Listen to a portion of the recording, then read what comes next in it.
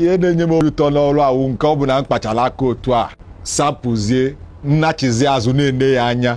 Ọ na-enye m obi ụtọ na ncheke ife ọ dịbụ bifọ nenekwa ya ife ọ dịzi kịta nnafụ ọpụrụ iche dị na dị mgbe ochie na nke kịta.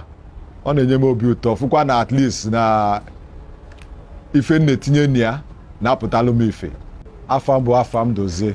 Ejiri aka ọrụ ịhazi moto wee mara m, idozi moto ma ịgba moto paint na ịhazikwa ime moto, ọnya ka eji mara m.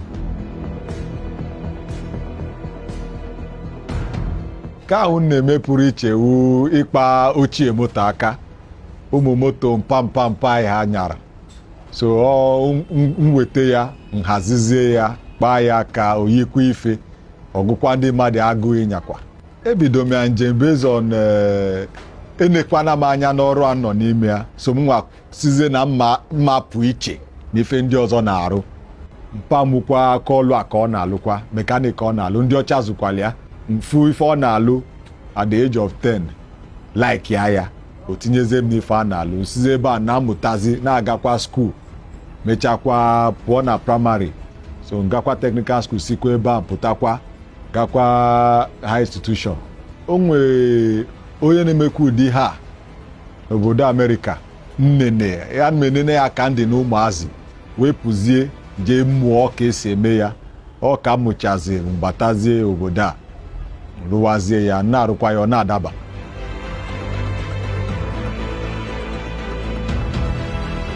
So ihe ndụmọdụ na-adụ onye ọbụla na-abata n'ọrụ awụ, ị ga-ebugodo ụzọ kwete na ihe ịchọ, itilubele isi a na wee mụwazie, itinyekwa obi gị na nke ịmụtala mụta, ọ bakwala onye ọbụla. Ọlụ inu ndị be anyị iru ụka. So mụnwa na-ene onwe m anya na ihe a na-eme na ọma ntezikwa n'aka njiri aka na-akpakọnata moto ọfụ, because nke a na-eme n'ọgodi close to ịkpa moto ọfụ aka na onwekwana ihe ka nkụ n'ime. Mma akpụ moto, mma akpụ injin, mma akpụ ife niile gbasara ụgbọ, mkpụọ ya ọkwụlụ. So ebe nne onwe m anya.